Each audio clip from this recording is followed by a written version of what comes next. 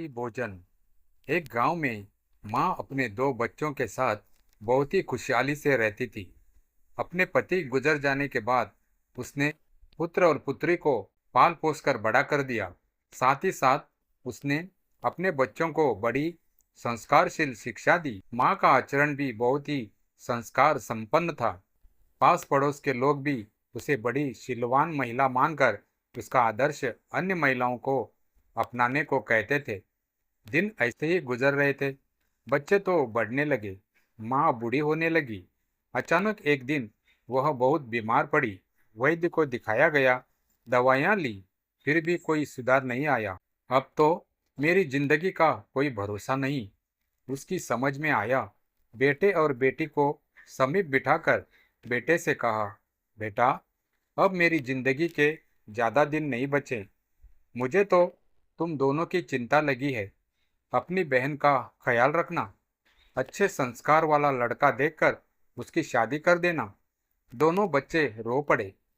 बेटे ने माँ को वचन दिया कि तुम चिंता मत करो, मैं अपनी बहन को बड़े ही अच्छे ढंग से रखूंगा।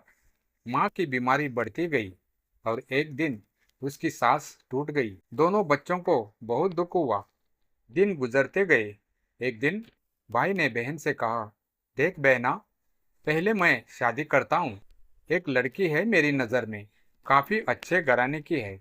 अगर मैं पहले शादी करूँगा तो तुम्हारी शादी करने के लिए कोई दिक्कत बीच में नहीं आएगी। बहन तो समझदार थी, उसने सहमति दे दी।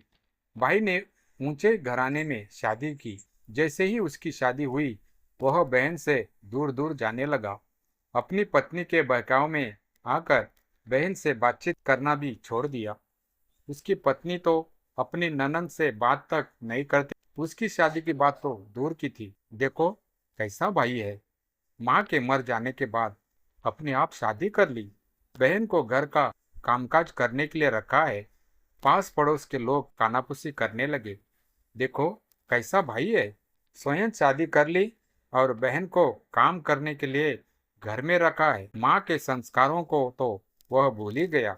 लोगों के ताने सुनकर उसने बहन की शादी करवा देने का उचित समझा और एक बहुत ही गरीब घराने में उसका रिश्ता जोड़ा। उसका पति तो दुबला पतला था।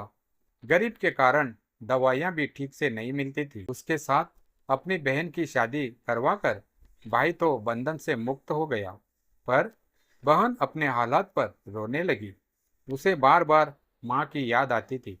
वो दिन रात रोती, पर हालात अभी भी बदले नहीं थे। भाई की अमीरी बढ़ती गई। बड़ा घर, गाड़ी, पत्नी के लिए महंगी महंगी साड़ियाँ, आभूषण वगैरह महंगे सामानों से घर भरा पड़ा था। लक्ष्मी तो उनके घर में जैसी पानी भर रही थी। अपनी बहन को तो वह पूरी तरह भूल चुका था।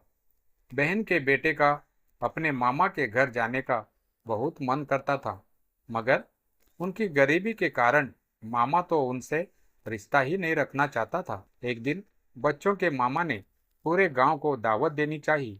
पूरे गांव के लोगों को उसने खाने का न्योता दिया, मगर बहन को नहीं बुलाया। इस बात की खबर बच्चों को लगी। उन्होंने अपनी माँ से कहा, हम जाएंगे मामा के घर। उन्होंने नहीं बुलाया तो भी चलेंगे, आखिर वह मामा है हमारा। बच्चों की जिद के आगे वह हार गई। माँ की याद करके उसे रोना आ गया। वह बिन बुलाए मेहमान अपने बच्चों को लेकर मायके चल पड़ी। दूर से मामी ने उनको आते हुए देखा तो वह गुस्सा हो गई। उसने पति से कहा, भिखारी आए हैं, उनको बाहर ही बिठा देना। अपनी भाभी के शब्द सुनकर बहन को बहुत दुख पहुंचा, पर वह बच्चों के साथ चुपचाप बैठी रही।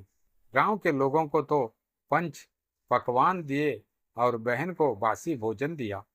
उसकी आंखें आंसुओं से भर गई। अन्न खाने लायक नहीं था, सो बासी भोजन अपने आंचल में बांधकर बच्चों को लेकर अपने घर लौट आई।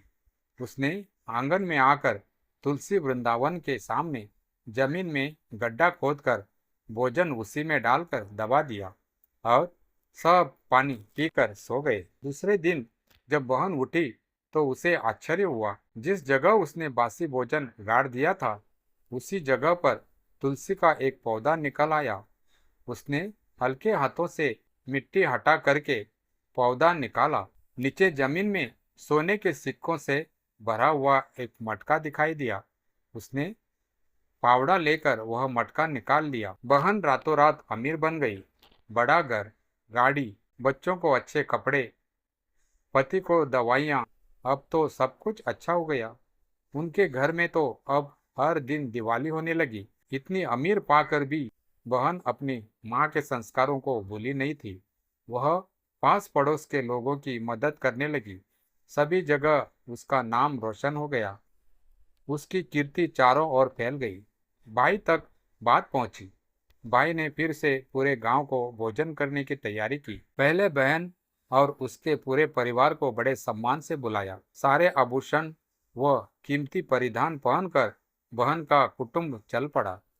उनके बैठने के लिए चांदी के पाट, सोने के ताट पर भोजन। बहन और उसके परिवार ने एक बार अंगद को देखा और दूसरी बार वे सभी नीचे जमीन पर बैठे। सोने का ताट चांदी की पाट पर रखा और बहन अपना एक एक आभूषण निकालकर ताट के पदार्थों पर रखने लगी। माँ जो कर रही है वही बेटों और पति ने दोहराया। भैया भाभी हैरान हो गए। यह क्या हो रहा है? उनको तो पता ही नहीं चला। देर बाद भैया ने बहन को पूछा, ये क्या हो रहा है? आप लोग ऐसा क्यों कर रहे हो? बहन हंसकर बोली, भैया भाभी, आज आपने हमें खाने पर बुलाया है, मगर वह न्योता हमें नहीं बल्कि हमारी अमीरी को दिया था। आप दोनों को याद होगा, जब पहली बार आपने गांव को भोजन का न्योता दिया। बिन बुलाए मेहमान की तरह मैं अपने दो बेटों के साथ यहाँ आई। आपने हमें भिखारी कहा था। उस समय हम भूखे थे और खाने की सख्त जरूरत थी। तब हमारे सामने बासी भोजन भिखारी की तरह रखा। अब हमारा बड़ा मकान है, भरपूर अन्न खा सकते हैं, गहने, साड़ी सब कुछ है। अब किसी चीज की जरूरत नहीं है। सो आपने हमारी अमीरी को खाने का न्योता दिया है, इसीलिए मैं खाने के ऊपर ये गहने रख रही हूँ। ऐसा कहकर पूरे परिवार ने अपने गहने ताट के पदार्थों के ऊपर रखे और फिर स्वाभिमान से अपने घर की ओर चल पड़े। तो दोस्तों, आपको ये कहानी कैसी लगी कमेंट करके जरूर बताइए। कहानी अच्छी लगी हो तो प्लीज़ वीडियो को लाइक करें, शेयर करें और हमारे चैनल कहानी कुंज वॉइस को सब्सक्राइब जरूर करें। Thank you.